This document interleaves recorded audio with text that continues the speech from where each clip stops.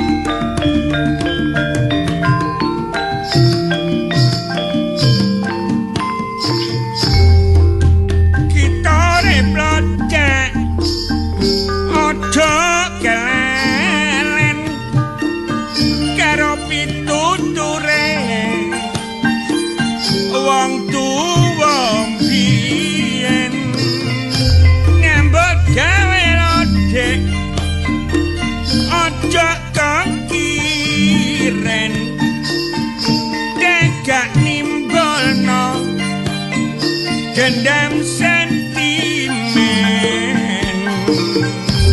pancene gak biyen gak yoga saniki pancen ana wong duwe sifat iri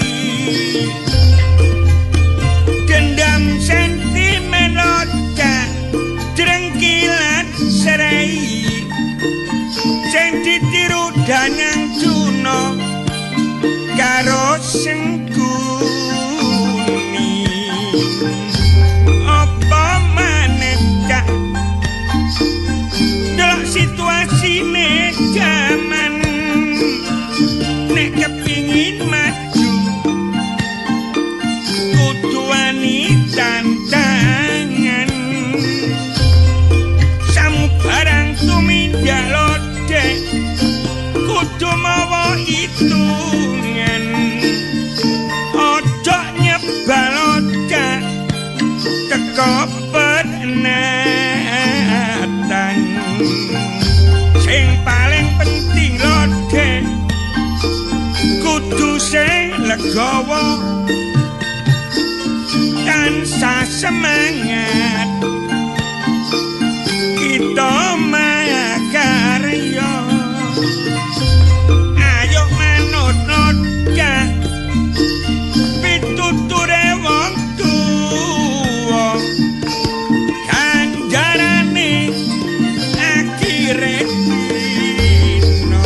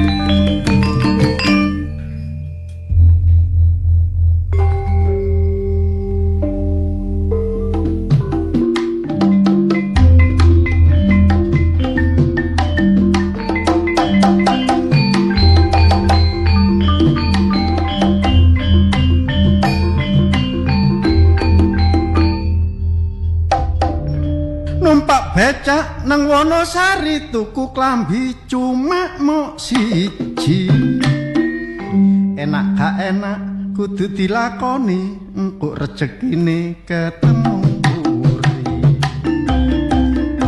sing penting iso kumpul dadi siji tuku kalung nang pasar kriyan gelem tak tolong gak keleleran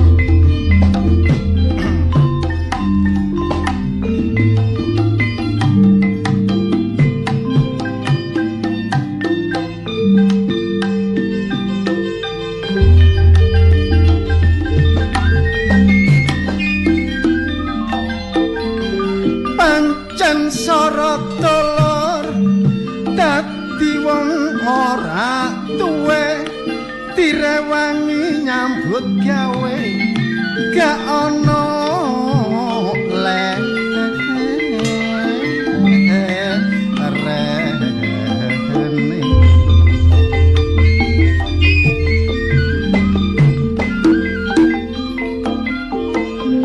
saking kepingine nyukupi kebutuhane supaya gak tretekan nang tangga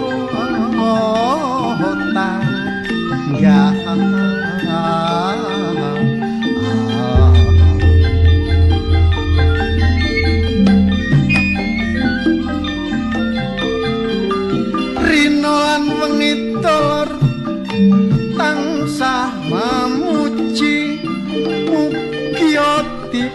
maringi tambahan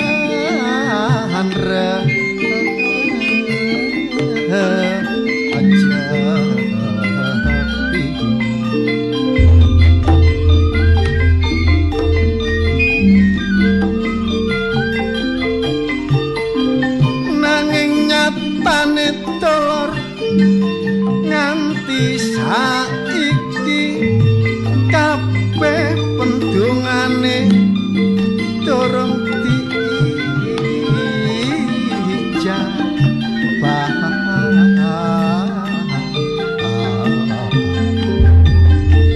pancen bener dolor omonge wong tuwa nek gak gelem rekoso gak bakal muli senajan ngomong sing kaya apa bukti kayane gak iso ngumpul pancen aku dulur gak nurut wong tuwa apa sing diomongno gak tak rungono aku nelongso ya rumangsa dosa sebab nyambut gaweku saiki tambah soro Aica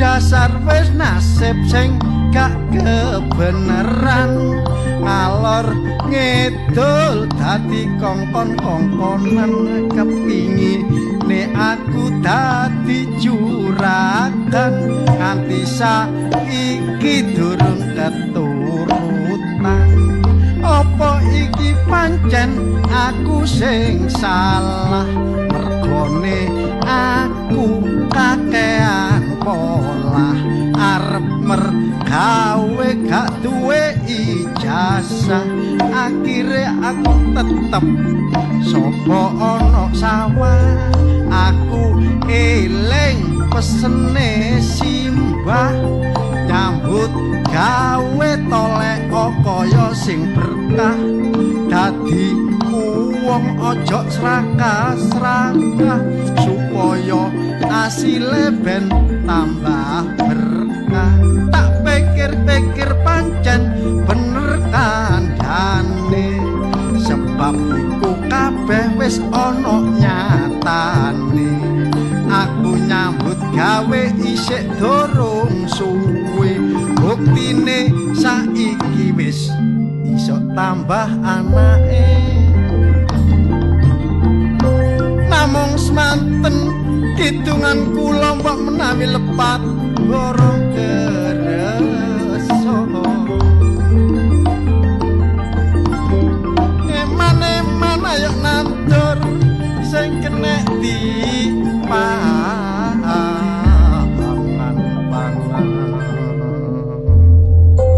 masih usahane durung kelakon durung golek rezeki anak akeh ta mau padha ae yo wong anak golek rezeki yo iya tapi tak tambahin nih apa maneh wong gelem obah iso mamah nah apa nek gelem mlaku mesti iso ngulu ya apa gelem mlaku iso ngulu artinya itu berarti lebih dari tahapan berikutnya ya melek lho tapi hati-hati saiki akeh usum penyakit stroke stroke ya apa itu lah kayak es loh lah lek kakean es itu stroke ngono ta ngomong iku sing genah omonganmu sese kaya bicara Bil ya padha ae stroke itu berhentinya sistem gerak nah iki lho sing ngerti iki lho jelasno iki lho ya apa kita melok klinik pirang-pirang tahun ya melok soale ini apa cak pendik dhewe ya kuwatir lha wis tau kena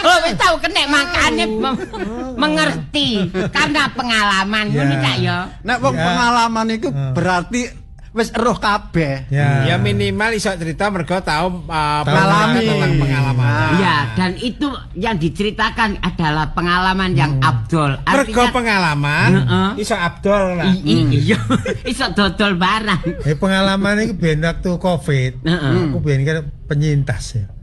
Penyintas aku ben iku. Penyintas Covid ngono ta? Iya. Apa penyintas iku, Cak? Ya, Ya, maksudnya orang yang korban Covid. COVID itu namanya penyintas. Penyintas. Iya. Oh, lek apa pecinta? Oh, CC. Penyintas tak kira pecinta lalu lintas. Jadi orang yang pernah terkena COVID itu namanya penyintas. Aku bisa keluarga wong telu. Iku penek kabeh, Mas. Penek kabeh. Cerita-cerita ya. Iya. Aku tok akeh teko stroke akhirnya. Iya. Ah, ya iku Mas jenenge wong telu kena kabeh iku. Aku ndukur, tingkat loro, anakku Sik Mas nang ndukur iki apa nang ndukur? tingkat loro. Oh, ben sampeyan ndukur genteng. Maksudnya nak kamar dukur. Kan ben iku dipisah. Social distancing kan ngono. Oh iya. Jaga jarak. Jaga jarak. Tapi jarak akhirnya buyar aja dijaga ya. Karena gedung ya iki. Lah iku aku nek butuh panganan iku nggo tampar aku Mas. Lho, Dikerek. dikerek ngene. Iya. Lho, ini gak ngonek banyu tok ya. Awalnya keadaan sehat biasa, cuma ya kena di tes iku nek. Isolasi lah. Isolasi. Nah, hasil coba bahwa ini Ini positif misalnya melalui liur, melalui Ya. ngono ya. Iya. Isolasi mandiri maksudnya. Oh, isolasi mandiri. Nah, iku wis nang ngene kene wis gak mempan hampir tuku iku mas apa jenenge? Plastik. Oksigen sing gede. Oksigen. Sing tabung iku ya. Sing tabung dawa iku. Kok gak tuku sak montor? Bojoku tambah sesek, anakku tambah sesek. Waduh ya apa. Wis anakku apa tak bojoku bar tak perkosa. Duh, lapo. Apa memperkosa bojone Ya dhewe? kene mbek bojo ya gak usah. Maksudnya tak perkosa tak jak nang gone keputih. Oh, maksudnya di Gone iki lho apa jenenge? dipaksa. Rumah sakit Asrama haji. ke Potes. Pengalaman Iya. selama hidup si tak lakoni iku wong telu ku numpak ambulan siji Mas. Dadi situ. Telu itu. Keruntelan ngono ya. Keruntelan ku ambulan loro kabeh. Ya. Akhirnya kono kene proses deng Iya. dinyatakan waras kabeh. Oh, alhamdulillah. Dokter ngomong Pak Bendi hati-hati orang yang pernah kena stroke itu bisa terjadi pengentalan darah. Oh. Nah iku wis Berarti Barang mari ya iso kental kayak gula barang ngono. mari kena stroke kena apa jenenge Covid iku akhirnya ini anggur keman karak. Karak. Mang Iya. Kaya doro ya. Iya, karak goreng maksudnya. Ayo, cengkaruk. Cengkaruk, kan cengkaruk, ini entah karak. Nah, di kan orang yang kena Covid itu kan apa jenenge? Rasa. Hilang rasa. Mati Iya, rasa, mati mati rasa, rasa. betul. Masih dirasani ya gak ro ya. Jadi Tapi kan rasa. karak kan gak asine gak enak. Iya. Tak kayak uyah, terus tak kayak uyah. piro-piro jek gak Sih, kerasa. gak kerasa, tak kayak uyah terus. Akhirnya kerasa kok iku saking kayak uyah. Saking uyahe. Iya. Lah iku terjadilah aku siaran nggone perompat kene. Ini cerita real iki ya. Iku iya terjadi iku. Terus? Itu aku deleming ngono lho. Bilang ya Mbak Studio. Gak jelas lah pokoknya. Tapi perasaan sampean iku wis bener. Bener. Iya, sing ngrungokno Bojo kaya bliwet. wah monitor. Mulai kita kan sampe lah siaran kok kaya wong gendeng. apa gak waktu Tapi- itu Riko kelebonan barang-barang. Yo kira-kira baju enak iki bae. Cak Pendi ya wis cekak cingkrange alhamdulillah Sehat. iso mulya Sehat. Jatiwuni Ya. kaya sing wis Nah, suwe. makanya intine bahwa pengentalan darah itu bisa membuat orang menjadi stroke. Niku kan penyumbatan Ya. pembuluh darah, dadi gak lancar ngono lho, Cak. Ngono lho, jadi Ya, yang malah- pentingnya menjaga kesehatan. malah apa dilenterno apa wong stroke apa sih ya? Ternyata saya Ya juga minimal Iya, itu iya. versi kita, tapi memang berdasarkan pengalaman lah ya. Tapi memang yang lebih penting adalah menjaga daripada mengobati. Ya, Lebih baik menjaga daripada mengobati. Preventif Mengenasi dan sehat, kuratif, seru-seru. ya ta. Nah, preventif Soalnya itu nek tindakan menjaga engko gak sampai mengobati. Ya. Kan ngono. Iya. Soalnya sadurunge lara iku mang dijogo. Tadi gak sampai loro. Ya gak sampai ngobati wong gak loro. Lah iya. Lah Mencegah itu pengin lebih diobati ya ngomong daripada mengobati ngono karepe ngene. Iya. Mudah-mudahan juga abah kita, Abah Septo juga konon juga ada gejala-gejala yang Ngarah ke sana. mengindikasikan bahwa kurang normal ya. Iya, gitu Pak Septo. kurang normal ya apa sih? Maksudnya Kesehatannya kurang kesehatannya Ya, tidak kok seperti yang beda konotasinya, Cak. Lah iya, Tapi- kesehatannya tidak seperti yang Gak dulu. normal kok aku bener yakin bener. Iya, apa? Biasa waya itu gak Ayo. Saya Terus gak normal urangi mati. Mari riyo. Ya. Tadi mbok menawa nok dulur-dulur bolo-bolo wis apa ae lah. Sing penting mbok menawa kepingin nekakno kanca-kanca. Nyunatno ta. Duwe gawe Mantu ta. Sedekah bumi ta. Lah. 17-an ta. Nah, nek bodho nanggap ludruk RRI teko ae nang ngene kantor RRI Surabaya, Jalan Pemuda 8290 Surabaya. Bisa menemui ketuane dhewe. Siapa, Cak? Purwandari. Iya. Contone sing wingi rene. Iya sing rene. Rene kono. Siapa? Lho iki. Heeh. Ya. Bu Kasun karo Pak Kasun. Iya. Dari mana? Mrene ya. Iki butuhno RRI kanggo tanggal 11 Juli 2021. Oh, iya. RRI pentas tingane dusun Balong Drambah, Desa Kedamaian, Kecamatan Kedamaian, Kabupaten Gresik, hajati sedekah bumi. Bulan apa itu, Cak? Bulan Juli. Tanggalnya? Tanggal 11 Juli. Lah awak Tanggal dhewe yuk 11. nyalami para panitia. Iku penting, Cak. Nah, antara lain ketua panitiae Ibu Kepala Dusun Ibu Siti Nur Aminah, Sekretaris Ibu Sofia Darmayanti, Bendahara Bapak Nuriyadi, Seksi Kesenian Bapak Sudiono BPD, Bapak Taufik, Bapak Supranowo dari LKD. Terus seksi perlengkapan Iya, Cak. ini Bapak Suwono BPD, Bapak Riamin, Bapak Irfan, seksi keamanan ini teko Linmas Dusun Balong Jerambah, Bapak Muso, Pak Dio, Pak Sugianto, lan Pak Seriono. Ya Kumang muga-muga kabeh panitia Ya. desa Balong Jerambah Jerambah. kedamaian. muga sing liyane Liyane nang deliti. ngomong sak tanggal iki. Sak tanggal lho. Ya akeh lho. Wah, Cepetan. Heeh. Ngomong si ana sing kosong lho ya. Iya. Timbang niku kauman kon. Lah iya wong sing ana sitok tok. Engko nek kauman tanggal getun. Iya. Oh, iya. Lah iki ana tamu Ya iya tamu. Ya engko ana tamu sing teko rene. Episode mari, Pak Pur. Heeh. Cak Sabil. Episode 2 aja. Nek Episode dua ya. nekak-nekakno ya. Ya semboyane apa RRI semboyane? Aja lali semboyane. Ya. Sekali di udara tetap di udara. NKRI harga mati. Perumpat RRI Suara Budaya. Surabaya.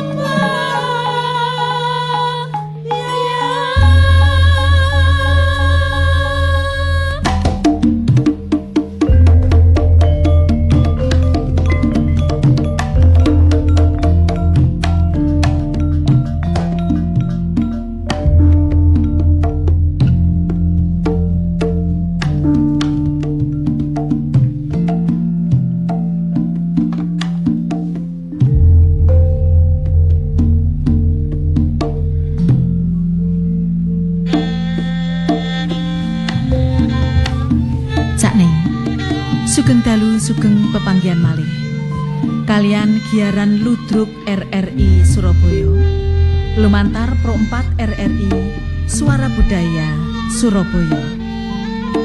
Produser Sukasih SE. Produser pelaksana Afnani Hawari SPD MPD. Ketua Purbandari SSN. Ide cerita Pak Puryadi. Sutradara Pak Puryadi. Dalu niki pareng damel lampahan Kelilip Desa seri setunggal. Kanca-kanca ingkang nampi dapuan Lurah Gunawan dipun lampahaken Cak Pendi. Setap kelurahan wonten ning Bela, ning Dina lan ning Uul. Cak Kusnan dalu niki dados Parjo. Cak Insap dados Jarwo. Pak Danu dipun lampahaken dening Cak Puryadi. Bu Danu dipun lampahaken ning Murgiati. Cak Sabil dalu niki maragani dados Harjito. Bu Kartijo dalu niki dipun lampahaken ning Ami Sanjaya. Ning Wiwik dalu niki dados Hartinah. Kyai Sulkan dipun lampahaken Cak Sujarwo. Murid wonten ning Ela. Pak Kasan dalu niki dipun lampahaken Cak Hengki Kusuma. Wontene ning Purbandari dalu niki nglampahi dados Bu Kasan. Maling katindakaken dening Hadi. Sopir dipun lampahaken Cak Mustaqim. Cak Ning giaran Ludruk RRI dalu menika makarya sami kalian mahasiswa magang saking Universitas Trunajaya Madura lan UINSA Surabaya kairing swantening gongso Kyai Macan Putih. Operator Cak Isnan, pengarah acara ning Ami Sanjaya. Wusono kita saking studio ngaturaken sugeng midhangetaken. Sumangga.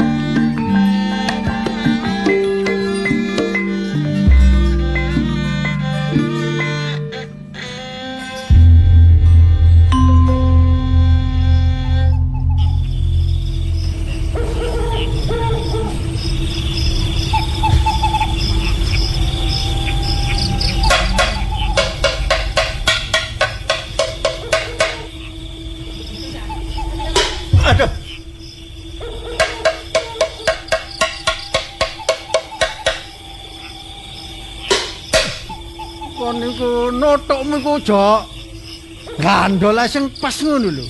Iki wis pas Kut.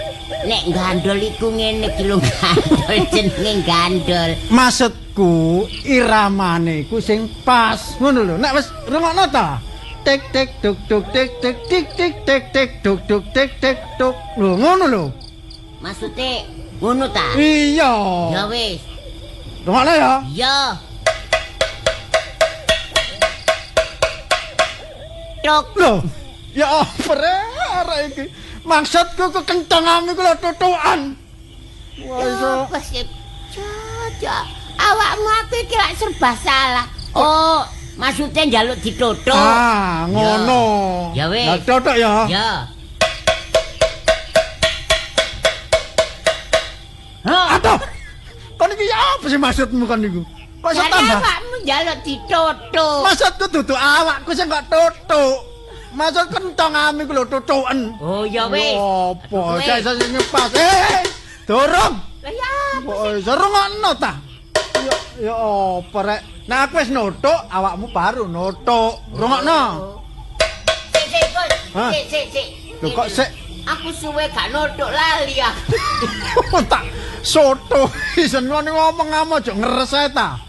Wah niku bendino patrol yo gak eling-eling ae. Iya maksudnya gak tau latihan ngene iki dadi aku Kok suwe tau gak latihan, nutuk. gak tau latihan bendino Iya, patrol. Patrol Rungokno. tapi gak melok nyekel. Rungokno. Yo.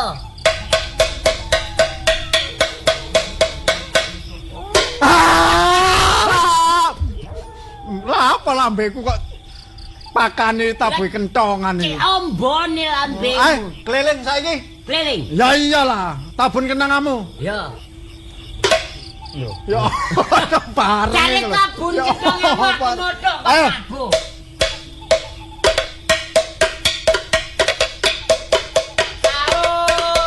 Sahur.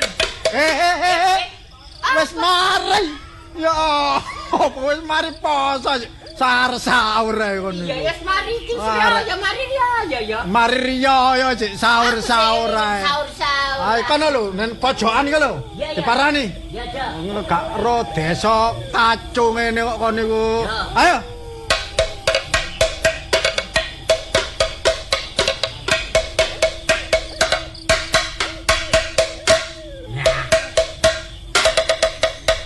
Wes gugan. Puriba. Oh jawab. Uripa, kono niku ro wong wedok tok ae. Lho kan bagian Wow. aku sing asli rondo iki Puriba. Kok niku nek gugah-gugah iku mbok ya aja wong wedok rondo-rondo tok ngono. Lho. Pak Jo. Lho iku Ngono lho. sing rondo bagi aku, sing duda bagian sampean. Oh, sing duda bagianku. Ono bagian dhewe-dhewe. Kon tak kandhani ya. Iya. Awak dhewe sak joke patrol iki. Iya, Maksudnya sak joki patrol ki apa sih? kok iso sak joke patrol? Sak ben awak patrol iki. Heeh. Iya.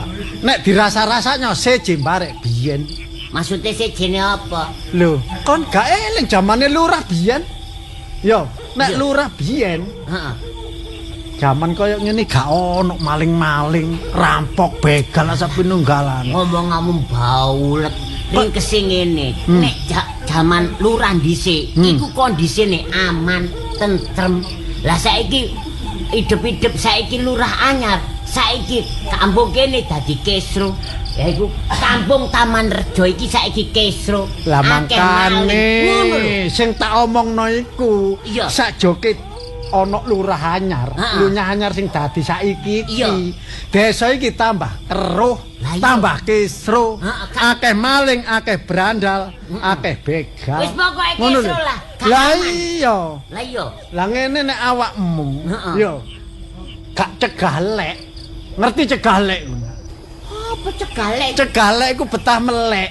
Kon terus omonge wong biyen iku. Gak. Le, Aku wong anyar. wah, anyar potong amus kaya ulere garbes. Lah Wong untune wis entek. Apa- Ngomong wong anyar iku. Ning ngomong anyar ya kok lho, nduk-nduk iku. entek kan untu gak jadi jaminan wong lawas. Lah bayi iku kan untune wong anyar. Ha iku pancen kait lahir mau langsung Lah iya. ranga-ranga ngono ah. Aneh. Ngono saiki ngene, Ya. dibagi. Awakmu nek njaga gang sing lor, Mm-mm. aku gang sing kidul. Oh ya. Terus Lho. aku nang kono ijen. Lah kate gak ijen ambek sapa kon mau dibagi. Wong jaga iki kan wong loro. Lah iya. Aku antarane awakmu. Nek aku gang kidul, awakmu gang lor. Kon ngerti kon iki kampung lak kondisine gak aman. Lah iya, Iku apa? gak berandal gak maling tok. Hmm. Iku kadang ono pocong, ono sing hantu-hantu setan bareng. Iya. Aku ijen aku wedian. Kon ojo wedi barek pocong. Kon aja wedi. Kon padha eleke gak apa-apa. Lho. Peranmu wis gak nyegerno dengkol. Kok iso kon ambek aku lho kacek aku lho. Iya, tapi aku kan juga punya rasa takut. Aku kan manusia biasa. Bukan burung piara ngono. Aku yang dirasa Maksud ngene lho, kanggo menjaga hal-hal yang tidak kita inginkan. Ngono lho. Iya. Mbok menawa kok ya nek gang lor Iya. awak dhewe ana kuno wong loro, gak wurung maling ya nang gang sing kidul. Nah nek misale aku nang apa menang gang kidul kabeh, gang lor dibobol. Lah, kan ngono. Ya wis enake dibagi. Tapi aku heran ya ndelok maling kok pinter ya. Kan desa iki kan gak kene tok. Kok liya desa kan ya ana desa. Lah iya. Mosok gak ngono. Kok aman kene tok. Lah iya apa kok kono-kono gak ana wong sugih. Lho. Koyoke aku ngene iki, curiga aku. Curiga apa? Curiga pokoke wong iku menguasai daerah kene. Lah iki buktine, daerah kene tok, daerah liyane mbok kono lho kowe. Kono aja Vietnam lho. Lho, kok Vietnam aku. Endi? Anu, lho. Sing Vietnam sapa? Lah kan ngomong jare mencurigai. Curiga iki wonge mengetahui daerah kene, wong paham. Oh, maksude wong iku sing paham nek daerah kene sehingga membuat kekesruan kaya ngene iki. Iya, ngono lho. Tapi aku kok kayake ya ngono ae. Nah iya, makane wis ngene. Ya apa? Aku nek awakmu dipisah, maksudnya awakmu nang lor, aku nang kidul. Aku gak setuju. Maksudmu kon njaluk gembul ae? Ya iyalah. Biasae nek gembul wong loro. Iya. Nek kon go ngarep, pocong iku mesti tekone ana ngarep. Lah nek ngono carane aku nang mburi lho, Wo. Lha kon go mburi? Iya. Buriku iya. Biasae nek poconge mari teko ngarep nang mburi gandoli sing mburi. Wis ngene, awak dhewe dep-depan rangkulan ae. Lah gak iku jenenge gak jaga kampung. Ngono iku ngawur ae. Ya gak jago. Ya apa aku iki wedi. Ya apa rek? Kampung yang Loh, ana apa maneh? Waduh. Iki apa? Bapang dorong. Ayo dioper.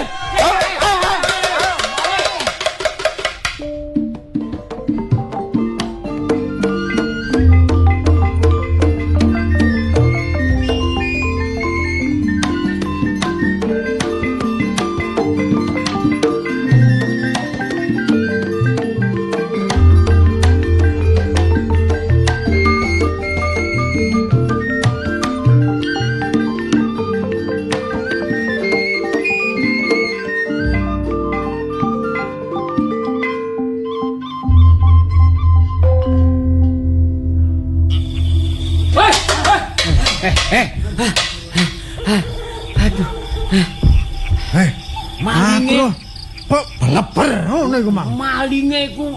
Iki lho malinge. Lho. Lambemu bengak-bengok kon Maling kon yo. kakek ngomong tok kon iku. Kok iso kakek ngomong yo? Bengok maling-maling nyatane maling mlayu rono gak kon cekel. Lho kok iso kate tak cekel meroset tatake. Harjito. Waduh. Kon gak ngerti. Sopo sing tanggung jawab keamanan nang kene? Ngerti? Sopo? Ya sing tanggung jawab. Lho, gak kenal. Wah, kandhane napa? Harjito. Jane kon iku krungu ta? Elok etok gak krungu. aku krungu dan ro dhewe. Ditakoni barek. Lah iya. Ya apa takone ya apa iku? Ya, ngene lho. Sing jenengmu sapa? Jarwo apa Jarwo apa Parjo? Gak mesti. Aku Jarwo. Jarwo. Iya. Terus takon apa? Iki kancaku jenenge Ngowo. Aku Harjito. Harjito. Madani padha one ae mburine. Awakmu lah gak ngerti. Sopo sing tanggung jawab keamanan kampung kene? Ngerti. Kampung Taman Rejoyo. Aku. Lah iya, lek nek awakmu ngaku maling berarti nantang aku awakmu. Oh, iki gak ngerti bahasa nganu apa kiasan. Kon niku tak sindir sarono alus. Loh. Ya gak aja sindir. Iki masalah serius. Aja sindir-sindir. Kon niku tak samoni. Mikir. Aja gegeran, aja gegeran. Mikir aja. Iki sak kanca lho ya. Lho dek ngaku maling kok. Ngaku maling kok. Lho kon maling ta? Ngene lho rek. Toh, Harjito. Aja nek tak antemane. Sik. Kon iki negara hukum lho ya. Lah iya, tapi ngaku maling. Mantem kon taman 30 juta goblok saiki. Tapi kon niku kopingmu gampang kesulut api. Maksudnya? Kena kata-kata ngono abang ireng kabeh. Ya jelas wong aku jaga keamanan kene. Sik kon nek tanggung jawab barek keamanan. Lah awakmu ngaku maling berarti rusuhe awakmu. Sik. Kon aja sembrono. Aja cuma dirungokne kata-katane dupeh wong aku maling terus kok gebuki ngono. Omongane. Omongane. Omongane apa? Harjito. Ana Aja gampang mergo wong omong ini terus mau percaya terus mau gebuki. Ya nek gak iku kan dipancing supaya kabeh dadi rusuh, dadi gak karu-karuan, kepancing kata-kata utawa omongan sing ngono iku. Sing ngomong iku lak awakmu Sito. Nek awakmu dhewe ngomong nek aku iki maling. Lah iku berarti kan pengakuan. Iki ngono aku nyindir barek peno-peno kabeh. Oh, Maksudnya- padha tuweke asin darse. Ono maling umek tetir tapi gak bergerak nyatane bergerak dhewe maling wis teko adol. Mangkane aku teko kene iki Iki nguber. Marek jarwo nguber maling, ngerti ya? Maling kon nguberne ne. Iya. Kon nguber ngalor sih. Iya. Malinge mlayu ngetan. Ngetan. Wah, Berarti ngetan. ngetan. Kon ora tenan. Ngene lho. Lek jarwo barek lek Iya, Parjo. Parjo. Sapa sing dadi maling aku gak sempet delok sejatine wong kene apa dudu. Ning nyatane aku mau mergoki, sempat tak cekel, merocot. Oh, tapi aja diapa-apakno lho ya. Apane ya? Terdakwa lho kon tuk. Ngene, ya pancen iku apa iku ana saiki sing kaya ngono, tapi wong jenenge wong spontan wong masa mosok kena dikendalikan. Lho. Nyatane sampeyan dapuk dadi keamanan iki malah mlayune ngalih ora nguber maling. Lah aku kan wedi tertodo. Iki apa? Oh, ya apa? Akeh alasan. Kok Saiki apa? sembarangan? Ngene. Ciri-cirine. Ciri-cirine. Malinge mau lek tak delok sekilas. Aku sempat nyekel. Rambutnya cepak. Maksudnya pendek. Heeh. Cek opo. Kira-kira siapa iki? Masa aku? Aku dhewe ya gondrong. Lah ya, aku ya Sapa roh nyolong wedi? Ciri mana? Sapa roh nyolong wedi member-member balik sampean kabeh supaya menghilangkan jejak. Nah ngono. Iya. iya, gak kon akhirnya. Sing penting lek nyekel maling ambune kaya apa maling ku sampean titeni. Ambu apa kira-kira? Apa lah, Pak? Ambu lebus apa? Mangkane iku siji maling siji ambune. Siji Aja sok maling tapi gak iso mengidentifikasi. Oh, nek ngono, engko nek awakmu iso nyekel maling, aja diculno dhisik, tak ambune. Ngono. Apik. Hah? Apik. Cari mang Persoalane aku iku nyekel diru tok mari ngono ocol maneh. Sik tarik, sik hop. Iku maling apa rawon? Kok digawe maling kok gawe ambu-ambuan iki lho. Lah jare Ngene lho Haji Cak. to ngono Kadang-kadang nyolong wedi ya. Iya. Pura-pura gombol dhewe tibane dhek maling. Nah, iku makanya untuk mengidentifikasi itu ambune iku perlu. Oh, iku jenenge maling berteriak maling. Nah, iso uga ngono. lempar batu. Sembunyi pacul. Loh, kok sembunyi Sembunyi tangan. Sembunyi tangan. Terus saiki ya. Riko lek apal sih sapa penduduk kene, sapa nom-noman, sapa sing tuwek, sapa sing ora apal. Wah, nek sing tuwek sih aku roh. Aku sepurane gak apal ku rondo tok. Iku pun kon niku. Mengkakno nek patrol gukang-gukang mesti milih sing rondo. Ya iya, Rek. Pola njagane iku aja dirubah, aja cenderung ngono-ngono ae ana maling ditetir kan ngono tok. Ya diganti ta polane, pola penjagaan Iku kampung. kode iku to. Kode iku nek berarti iku bahaya. Nek Heeh. Apa iku? iki wong mati. Wong mati. Wong gantung diri. Lah lek wong setengah Niki anu apa ngarane ana maling. Bahaya. banjir. Banjir. Banjir. Banjir kan biyen kan ana ngono. Banjir ya apa? Aku gak apal. Aku apal. Banjir ya tong tong tong tong. Aku Ah, gak iku loro. Gak dodol bakso lah. Lah iku nggugah omahe. Ah. Wis ngene Kan saiki ana kodene Harjito. sandi-sandine. Tapi awakmu manglah temen-temen nek roh iku ana maling. Temen lah, tapi sing tak ngomongin. Sing dimaling iku pilih-pilih. Oh, Kira-kira wong sing pilih-pilih. kira-kira wong sing perbuatane utawa watake apik iku justru malah iku sing dijarahi apa iki? Loh. Wah. Hah? Gak Iki kira-kira gak keluargamu. anjene Loh. maling iku anjene gak beres kok. Kok gak Maling beres? iku anjene gak apik kok. Ayo. Lah sing tak ngomongin malih. Sing tak ngomongin malih. Heh. Iku lho maling kok nyolongan. Loh, lah iya. Berarti pring bolongan. Apa iku? Maling nyolongan. Maling kok nyolongan ngono lho. Iku mudah-mudahan ana maling sing budiman. Iya. Maksudnya Mari maling, misalnya maling mae wong ya, maling beras sak kilo. Iku meneh dibalekno sak kental yang maling budiman. Oh, ya lamung benjang. Iku anu nek ono pringori. Cak, Apa? Pringori. sing tak Iya. ngomoni maling iki kok anu ya nyolong wedi. Maksudnya nyolong wedi. Biyen saploke durung dijabat barek Lurah Gunawan lah aman sih. Aman. Lah Wis tak omongno iki lho. Wis tak omong mau tak bahas. Aku diseneni barek Jarwo iki, perkara aku bahas iku. Lah Tak kandhani nek Vietnam. ya Vietnam masih. Ya kan menodong orang yang tak bersalah. Ya ndak, kita kan menganalisa. Baik menawa pancen iki situasi ojo situasi kriminal didadekne sitok barek situasi politik ngono lho. Kan bahaya sih. Tapi aku heran. Hari kok sebagai nom-noman. Maling iki wis koyok kena diarani pringori gawe sulingan, pring Jawa disebul buntet. Artine Kira. Ya. artine kok Maling didat mburi metu iringan, didat ngarep buntet. lho. Ya apa? Oh padha buntete. Ndak Cak aku takon. Penom jogo kampung iki. Iya. Ini dibayar piro sih? Loh, jaga kampung kok tek dibayar ya apa? Jaga kampung iku, ya. Iku minangka tugas lan kewajiban. Iki Awak cuma dhewe gak bayar-bayar. Iya. Kecuali ana sosial iki. kecuali ana wong gak iso aku kok ngon ganteni baru bayaran. Tapi tak delok kok bendino sampean terus sih. Salah wonge gak iso digantekno aku. Nyelawe iki. Lho. Sak patrolan selawe. Sak patron sawe. Iya, Wong lah, sitok sing gak teko selawe. Seminggu iku kan 7 dino. Iya. Lah wis kena diitung 175 iki. Adik sedina iku kadane wong 5 gak teko kabeh. Gak teko Ya tak kabeh. karo kabeh. Selawe, iya. Iya. Wah, Wong iku- 5 dadi 120. Ojo ngono rek. Lah, ojo ngono ya Kayak apa? kesadaran sing gak teko kayak kesadaran aja cuma justru sampean manfaatkan gak teko sampean dalik duwe. Lho, aku gak njaluk duwe dikek dhewe. Wong wis njaluk wong Oleh iki piro sih? sing Oleh piro njaluk sih? di- Oleh piro? wakili kok. Oleh piro? Ya wingi aku gak tak jaluk tak total iki mang seminggu wingi oleh 1 juta lebih aku. Aku tangono 500 apa? Yo. Ngono ta. Yo tiba awakmu nyarano tiba yo utang. Sing jelas ngene. Polane maling itu ganti-ganti. Kadang ono sing maling cuma sekedar ngrusak. Ono sing maling bener-bener maling ya. Yo. Terus diurat-arit tok.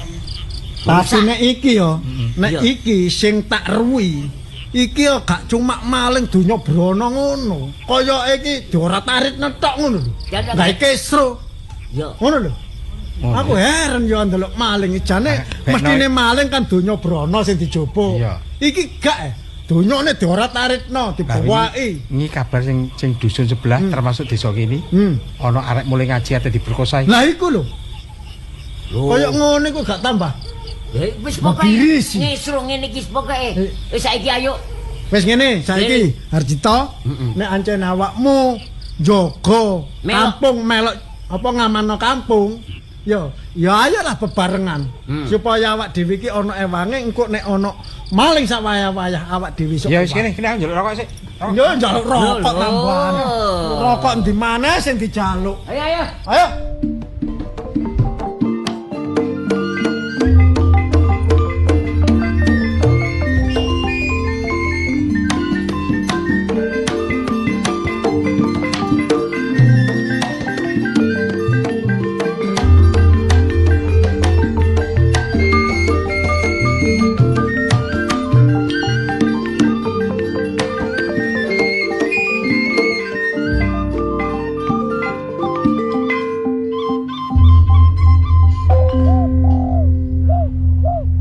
Pak, Mur, gekno wedang apa? ya Allah, iku ngarep sampean iku apa?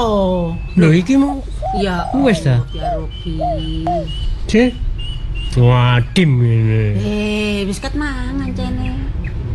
Yo, wedang iku ya cocok ya nek anget-anget ngono. Kena neh sing anyar ah. Tak kene Iya. sing anyar ya. Sik, tak cetekno kompore. Ambek tak sambil omong-omongan mbek sampean. Ya. Durung mulai adikmu. Durung. Aku iki kate ngomong mbek sampean ya. Lha apa? Saiki lho, saiki ya. Tak rasa-rasakno kok akeh maling. Aduh wis umek kampung kene saiki. Kok sih diumek-umek kok kampung kene ngono lho. Kampung saiki gak aman. Akeh maling, akeh rampok, bahkan mburi-mburi iki wis wong sore ngono omah-omah wis ditutup mergo wedi kate metu. Iya. Arek-arek cilik budal ngaji padha gak wani. Lho lah iya. Lah apa awakmu kok mikir sek kampung sampe ngono? Wong Ki lho wedange. Ambek ngomong-ngomong ambek nyetekno kompor iku mau wis tak lho lah ya wis pokoke sing penting awakmu urusono aku ngono lho. Wis awake dhewe wong cilik wong penduduk masyarakat biasa wis gak usah mikir kampung. Iku wis ana sing mikir dhewe. Masih ana sing mikir ya melok ngrasakno awak dhewe. Iya ya. Oh, sampean niku. Aja ngguyu apa? Lho. Gak masak iki lho. Ya masak. Sampeyan kalau sing ditakokno kok aneh-aneh. Assalamualaikum. Waalaikumsalam. Lho, Arjito, Adik. Kene, Dik. Rasani, Dik. Mari tak omongno iki, aku ngomong ambek yumu tentang awakmu iki mau. Ojo kulino rasan-rasan boleh gak ono wonge. Gak ngrasani, Dik. Ngomongno tok. Ya ndonga ta ya apa adik iku nang paran iku iso seger waras slamet lancar rezekine. Kok dirasani Ya iku wis gak usah mbok omongno, wis gak usah mbok kong. Yuk, Mas apa yuk? Biasa jangan asem. Oh ya. Kabiyen jangan asem sambel terasi. Senin jangan asem, Selasa jangan asem, Rebo jangan asem. Gak kecut kabeh kira-kira. Lah nggone wis Kamis, Jumat, Sabtu pancet jangan asem. Cak. Oh ya Mas iku variasi sing ana nilai gisine. Lho iku ya bergizi lho Gizi apa jangan asem paling ya kecut tak kareno ngono lho. Lali. Kari ndenti. Pas kare mangan sing rada enak titik aku pas gak mrene. Ngono ya. Ya apa kabar kok, Cik? Kontrol kesehatane Cik anu. Lho, ya Cik tetep ae. Caca Aku setiap bulan iku pasti. Caca iki aja cuma riko anter jangan asem sekali rendok sing wungkul ngono. Heh? Ndok sing wungkul. Dadar. Ojo didadar, lu sehat sing digodhog atau didang. Kok mangan iwak-iwak ngono iku mangan jagung ngono ku kolesterolnya dhuwur lho ya gak mendino sekali-sekali lah ngono. Ya apa kabar iki? Ya wis api-api ae. Kok rasa-rasa tak rungokno. Iki lho ngrasani awakmu. Arjito. Lah wong ajene Hansip iku tugasnya njogo keamanan kampung. Wis lereno mari, Dik. Lho, iya kan? Cek ya apa sih? Kita sambung ngomonge yukmu tak sambung. Awakmu kongkon leren dadi Hansip. Wis gak usah ngurusi kampung. Dasare peno nyarano aku supaya leren dadi Hansip mestine ana alasan-alasan sing krusial to sing apa iku iso tak trimo secara akal. Ngono ah. Apa alasan? Saiki lho tambah akeh maling, akeh rampok. Kowe mangkane awakmu wis lereno ae. Oh, nguatirno tentang iku. Ya iyalah wong jenenge dulur. Terus ana ngene ngene Har. Ini lho. Kon biyen ngabdi nduk kampung iku gak diluwih suwe ya. Mulai Gunawan durung dadi lurah iku awakmu wis dadi bau sukune Gunawan wektu. Kon belani sampai macung dadi lurah akhirnya Gunawan dadi lurah. Bareng wis dadi lurah dong-donge terus yo pacarmu dirapi iku lho. Cak sepurane ya. Iki masalah privasiku ya. Riko ojo nyandak-nyandak masalah pacarku po Cak. Loh, lah arti ini kan biyen yo pacarmu. Iya bener pacar. Lah bareng saiki Gunawan wis dadi lurah kok arti ini malah dirapi. Lah makane. Ngene lho.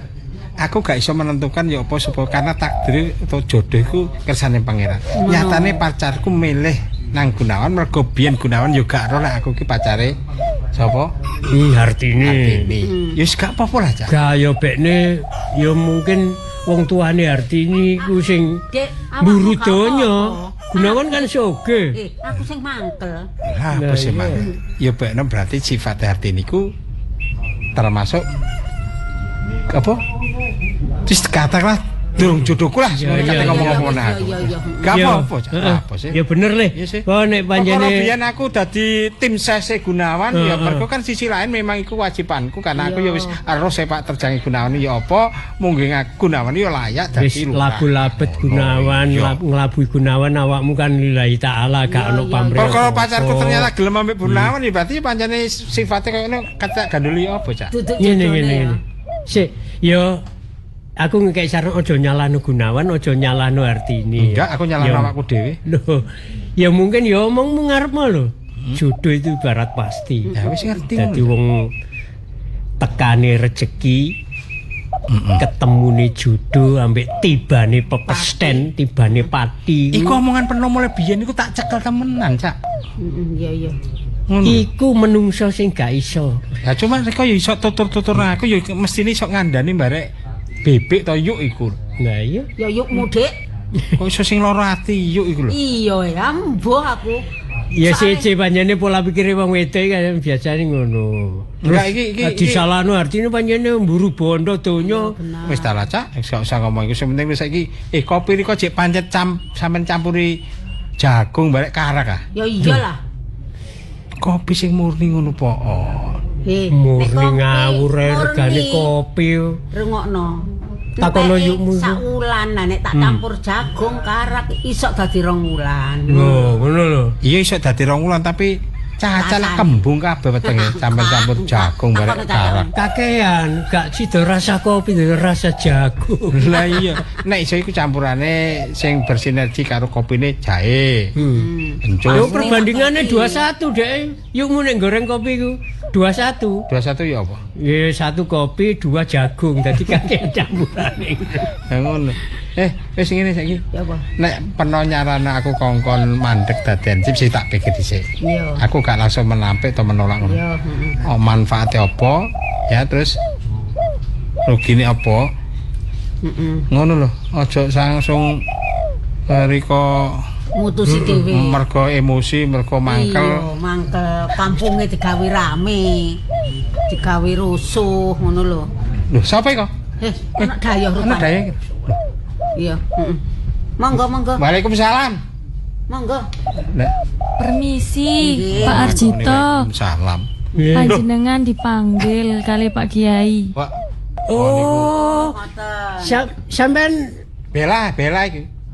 Bela iku kanca sak pondokan kok. Oh, muridé Pak Kiai Sulkan. Nggih. Nggih, matur suwun nak ya. Nggih. Nggih kebetulan iki Mas Arjito ada di rumah. Monggo. Perlune ya apa? Perlu apa? Perlu apa? Aku dikongkon sowan utawa dikongkon mulih nang pondok. Nggih. Kali Pak Kiai. Wis perlune nang apa perlune jare? Mboten kertas nggih kula. Iya. Ya wes, Nduk. Ya wes. Nah, sampean wis sampekno Pak Kiai sudah ketemu Mas Arjito ngono nggih. Nggih. Hati-hati ya. Ya wis engko tak merono maning. Nggih, monggo. Tak perlu tak susul ngene. Iya. Apa ya? Kok dengar? Biasa aku masih metu pirang-pirang dino, masih pirang-pirang minggu. Ya, Dekne awakmu suwe gak nang pondok. Ya ancen tak akon wis suwe. Ya masih sibuk ya sing. Ya tekan ono, Dik. Tapi kok sampai kongkonan Bela kongkon nyusul ini kaya ono perlu sing ya bekne ono keperluan sing penting. Wis ngene, Cak. Cak, tak jaluk peno sing rukun ambek yuk ya. Iya. Ya.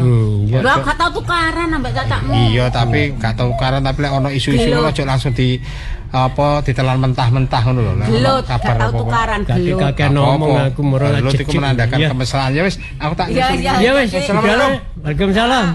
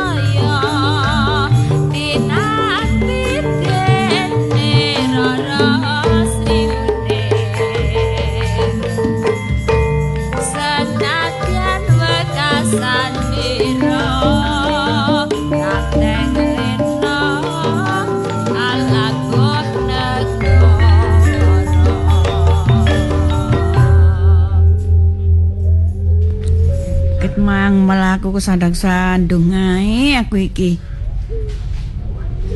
Sakjane ku sing tak batin niku ya anakku, tapi kok sing kesandung-sandung aku. Gak areke. Lah iya arek kuliah kebiasaan ngene iki wis mulai wis tutuk omah. Iki wis sama Yamini, gak mulai-mulai. Ku ya opo? Aku iki kepikiran jenenge arek wedok. Yo siji nek mbek arek lanang. Wis muga-muga gak napa-apa nang tutuk omah. Aku iki angen-angen desa kene iki ya palih kaya ngono kahanane pendina ya ana maling.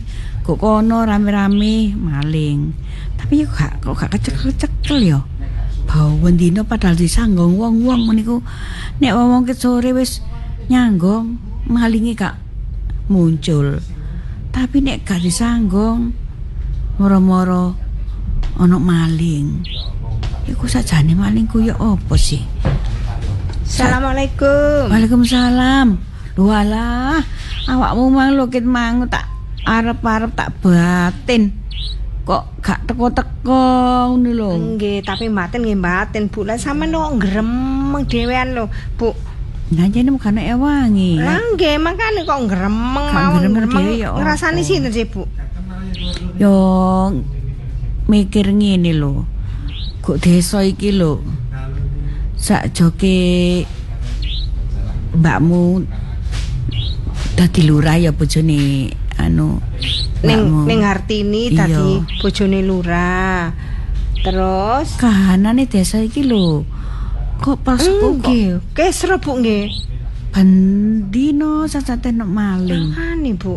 Kok gak kecekel. Kalau wingi niku kula niku sampe jimbul Bu.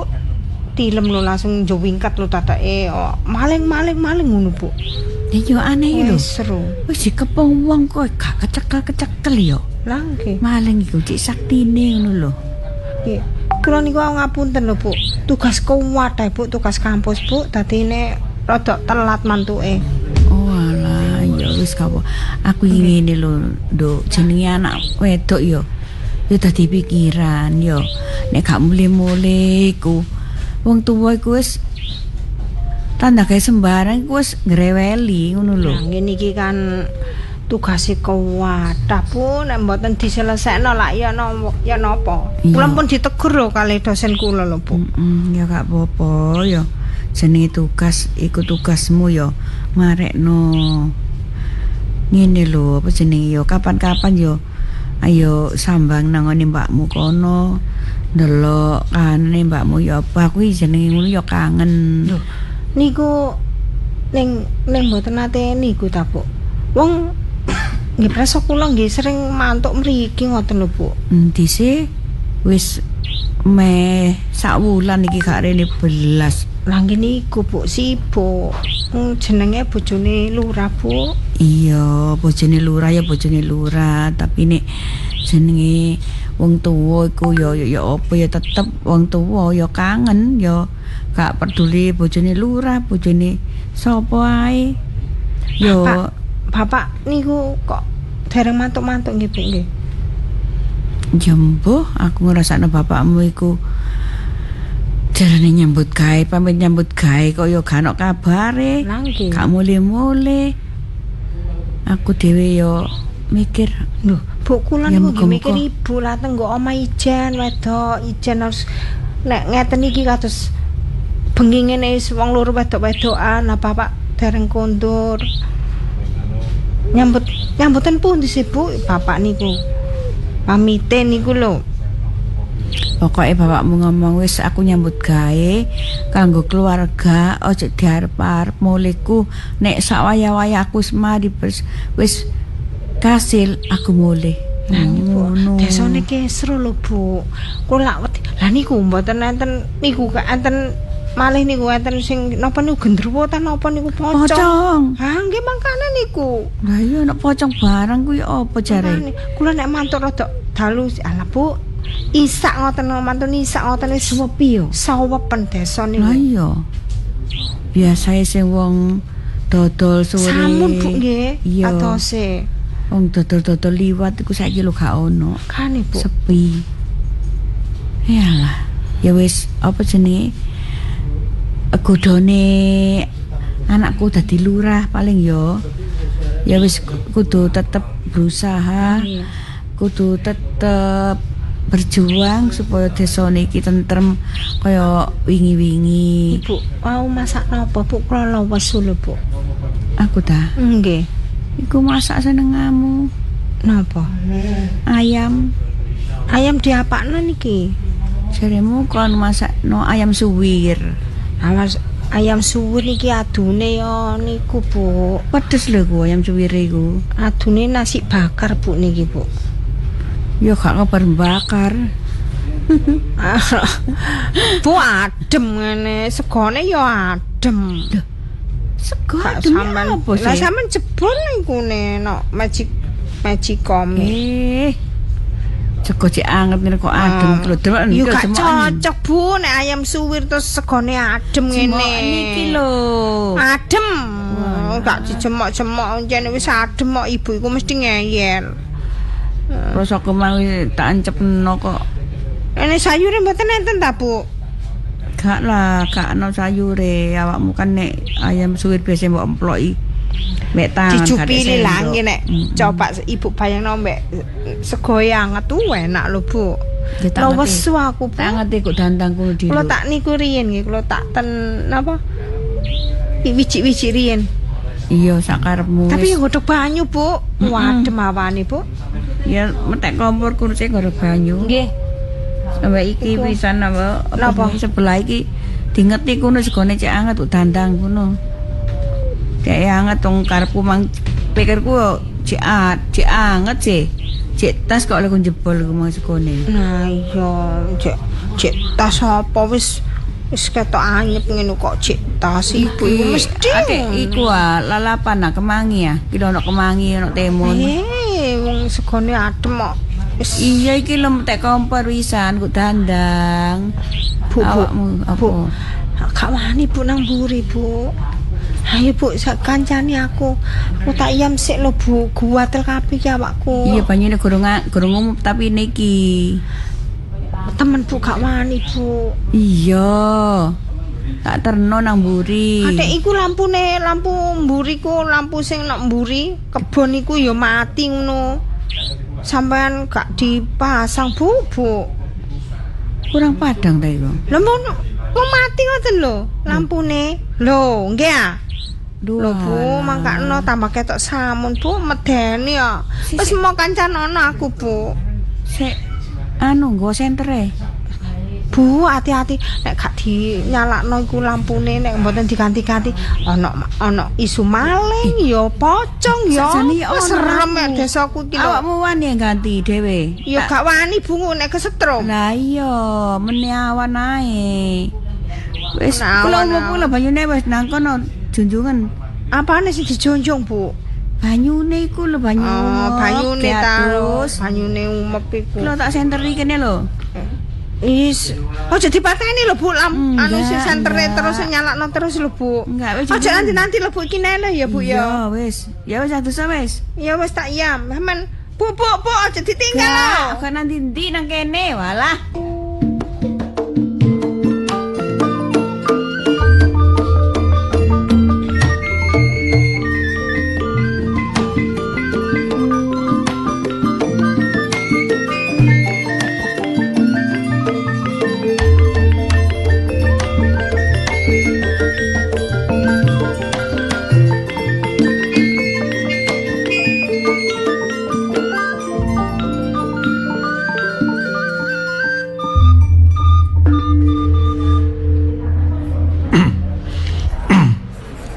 Din? Nggih, Pak. Sregep men. Kok sregep temenan? Nggih to, Pak. Lampun tugas kewajiban teng kantor, ya. Pak. Saya selaku kepala desa atau Pak Lurah nek kene matur nuwun semenjak dina iki dadi stafku ya. Banyak hal-hal yang terbenahi. Ya. Jadi tak delok ya iki. semenjak aku dadi lurah kene terus tak delok administrasi sing sadurunge aku. Wah, kacau kan. Kamu ira dhewe to? Kacau to? Ngertos ya, Mbak. Semrawut. Data-datane mboten lengkap, enten ingkang keteliso. Itu dia. Banyak dana-dana dari atas yang harus bansos untuk masyarakat. Ternyata tidak ada pertanggungjawabannya toh. Nggih, leres mboten wonten. Nah, itu loh. Ini satu gambaran Dina bahwa di dalam suatu pemerintahan itu ya kantor instansi lah. Kayak kelurahan ini kan memang kadang-kadang ada yang sengaja membuat administrasi itu menjadi berantakan gak karuan.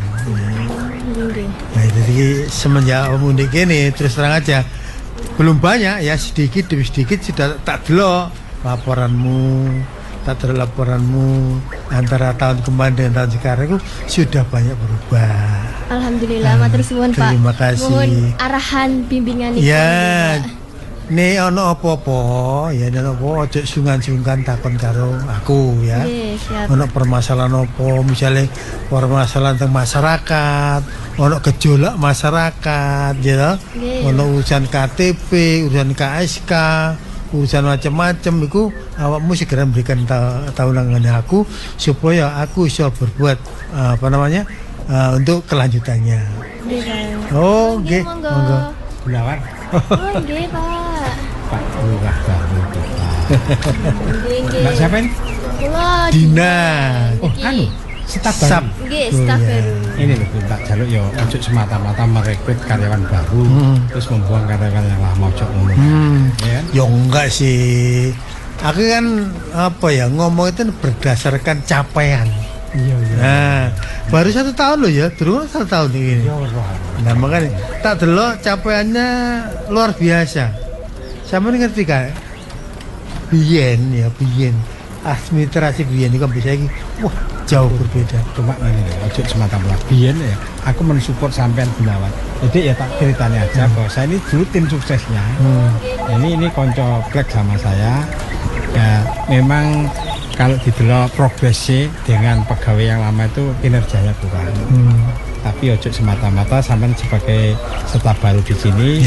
Ya ojo semata-mata menisbikan atau ngelak-ngelak sing tetap lawas iki ya.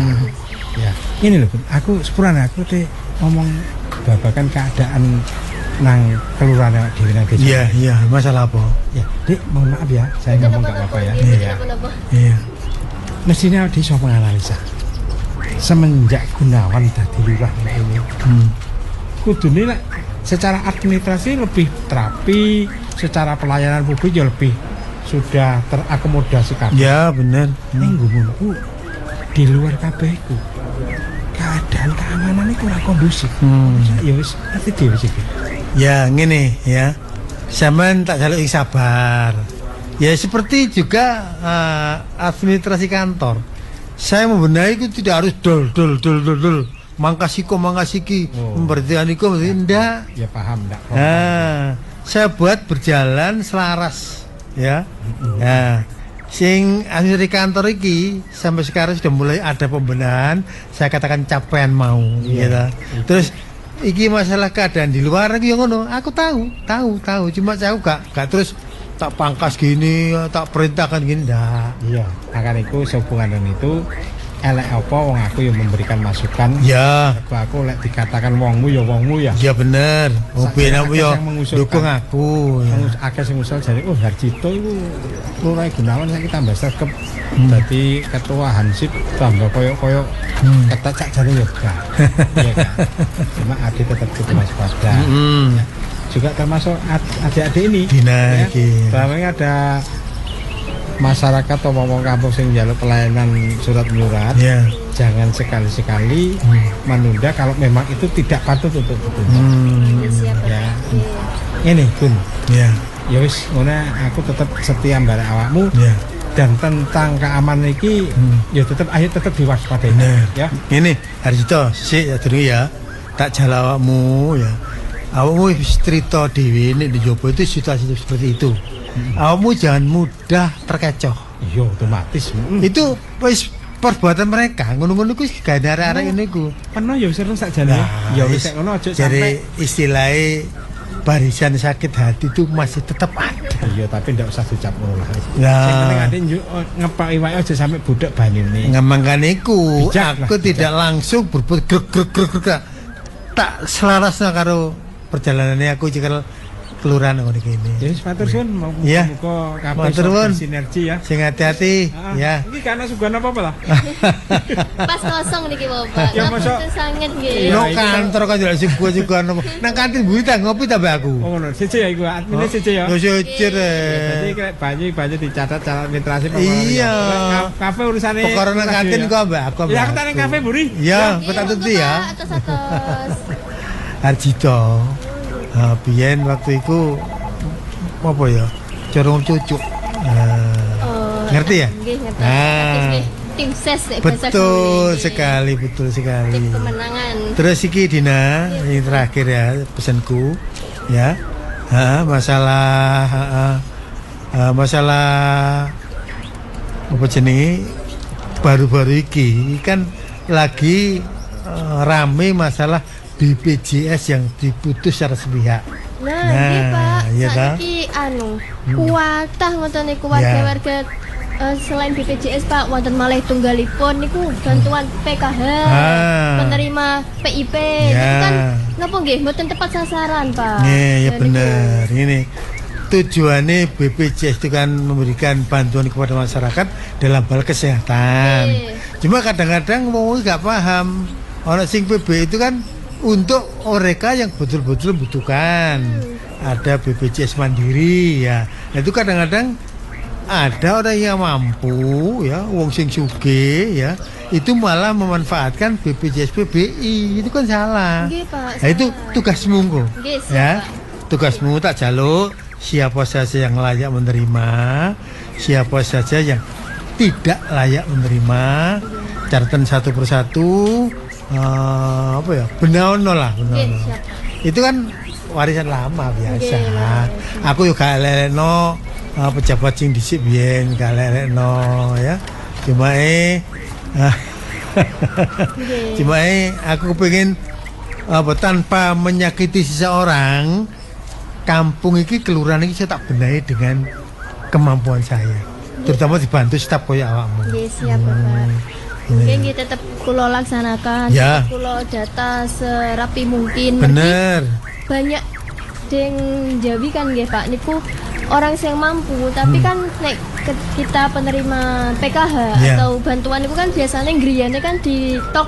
Ya, tiga tulisan tak mampu. Tapi kan yang kemarin-kemarin Pak niku banyak yang menolak rumahnya diparingi stempel niku, tapi dia mau bantuannya. Nah itu tidak boleh, harus pokoknya harus kalau dia mau menerima berarti harus mau ditempeli stempel top penerima. Itu sebagai bukti kita ke atas nanti dong, ngerti toh? Kita tidak bisa berbuat apa sendiri. Itu semua itu ono alure ya. Kita itu kan pelayan dok ya. Iya, harus melayani untuk masyarakat. Nah, lurah yang melayani masyarakat terutama dibantu harus staf awakmu. Tapi alhamdulillah syukur awakmu betul-betul bisa membantu untuk sampai kepada staf yang lain ya. Staf-staf yang lain itu beritahu bahwa dari Pak Lurah Gunawan itu meminta untuk begini. Oke, siap. Ya, siap ya. Laksanakan. Oke. Jangan khawatir nanti kalau rewardmu bagus, nanti gajimu bisa tak naikkan sesuai dengan perjuanganmu. Pak, terima kasih. Ya wes karena lanjut kerjamu ya. Siap, nanti kalau ada apa-apa aku panggil lagi. Pak, monggo. Ya. Pekerjaan Pak. Alhamdulillah. Dina iki yo secara yo lulusan perguruan tinggi ya, ngerti tentang administrasi, ngerti tentang macam-macam lah. Jadi aku karo mongso kabotan ya, enteng menjalankan tugas sebagai lurah nang ngene kampung ini. Alhamdulillah wa syukurillah.